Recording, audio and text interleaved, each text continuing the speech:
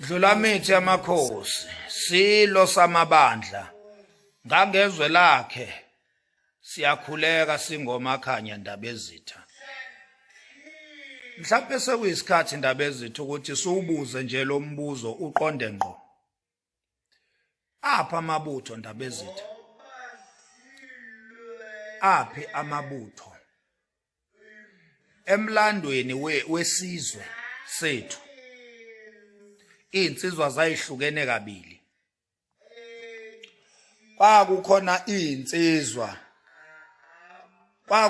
insizwa zeyigodi ezayivikela imfuyo yoyise zivikela nabesifazane. Kulezo nsizwa lezo kwakubuthwa inkosi ibuthe amabutho ngelanguage yamanje amabutho amasosha ngoba isizwe sasizimele geqe. So isizwe ke mengabe sizimele sisuke siyicountry leso sizwe leso. And isizwe masi country siba nama proper structures kwezokuvikelwa ngoba i-key structure yesizwe ukuqina kwezokuvikelwa kwaso. Manje isizwe ke siqiniswa amabutho phecelezi ama-soldier. Umbuzo uthi Dlula mithi yamakhosi apha amabutho ngoba iNdlula mithi ithe nje mayihlala esihlalweni ithi gozololo yayisi initiator ilokhuze i-campaign ka removal of uNatali.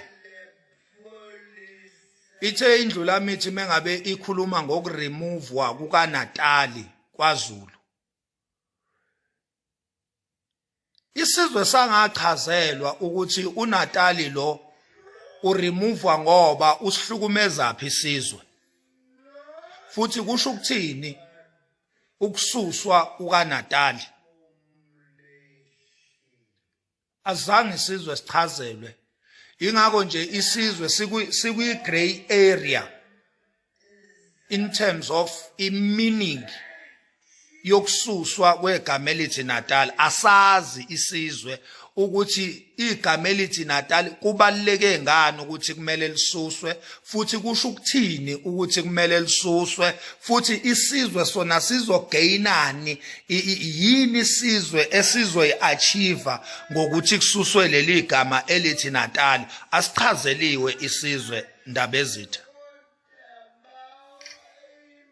Thina ke singomakhanya ngoba sizinjula abuchopho siyazi ukuthi kusho ukuthini ukususwa kwegama elithi Natal kusale ukwaZulu.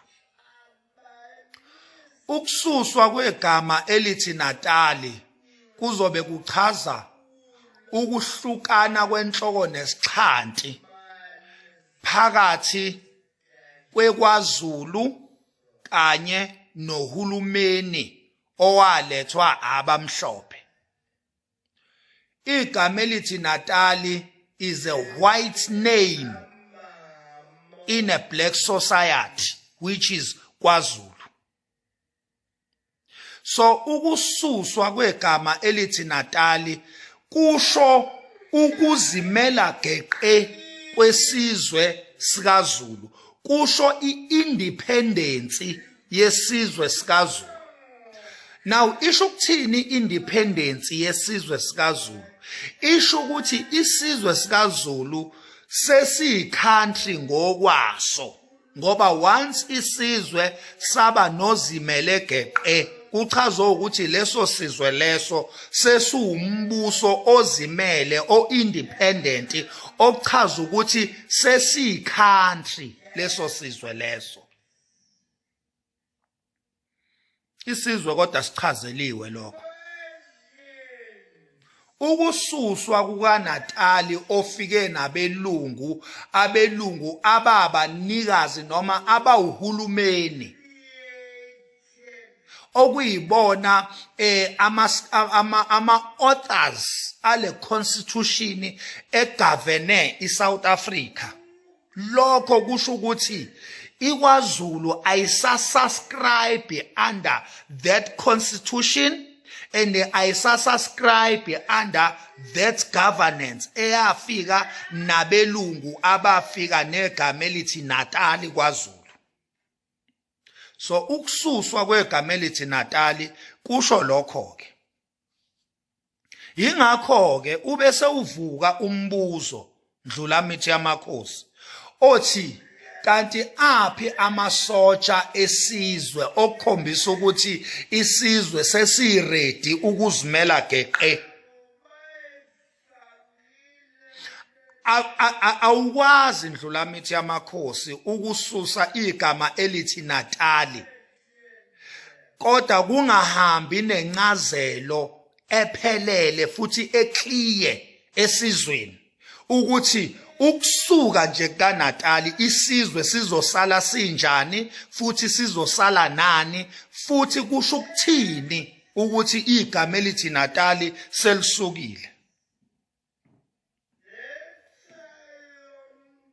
We know ukuthi angeke kube lula ukusuka kwegama elithi Natal because i-meaning yakhona is very huge and deep. Njengoba sichaza nje singomakhanya now ndaba ezitha uma ngabe uNatal esuka kwaZulu ngamanye amazwi uZulu exebuka from iconstitution egovernor iSouth Africa. Uma ngabe uZulu exebuka from ilokhuze ubulungu usala nani uZulu? Sala nani uZulu? Sesinawo yini ngiyabona mina ukuthi uRoyal Chancellor uyamthuma Ndlulamithi uhamba zonke izizwe wakha ubudlelwano kanye nesizwe sikaZulu in preparation of independence kaZulu. Now umbuzo uthi akuqeqeshwa ngani amabutho ndaba ezitha ngoba amabutho kwi context yamanje amasosha lawo ekufanele ngabe sikhuluma nje kuneyingane eziphuma kaMatric zihambe ziye koRussia ziye koChina ndaba ezitha ngaphansi kombuso kaZulu fanele ngabe kuneyingane ndaba ezithi iphuma kaMatric uvele uyihlwithe Ndlulamithi uyihlwithele koRussia uyihlwithele koChina ziyokwenza imilitary ngoba uqeqesha amabutho ekuyiwona azoba abavikeli besizwe sikaZulu uma ngabe esesukile uNatal uZulu wafumana itotal independence. Apha amabutho ngoba lokho ekukhona manje ziyinsizwa ayiqeqeshwe endawo ziqeqeshwe makubo kuphela oyise ababezinsizwa nabo abaqeqeshiwe labantu uqeqeshelwa ukubhekana nempi yesizwe. Uma ngabe uZulu eseyimele geqe ebese ziyawuhlasela izizwe eziwuzondayo uZulu obani abayolwa lezo zimpi zesizwe obani abayolwela uZulu. Ndlulamithi yamakhosi awaqeqeshwa ngani amabutho akuthathwa ngani ingane eziqeda uMatric zithathwa ingane ziyoqeqeshwa ziba amasosha esizwe hayi SANDF not lokho not amasosha eSouth Africa ziba kwaZulu kufanele ngabe kunamasosha akwaZulu hayi SANDF ngoba iKwaZulu is not SANDF. Uma kususwa uNatal nje uKwaZulu uzobe uphuma kwi-SANDF uzobufumana i-independence uKwaZulu. Now aphi amabutho okungamasosha aqeqeshelwa leso sigaba uma ngabe isizwe sifika kuleso sigaba leso kube ukuthi si strong isizwe to defend itself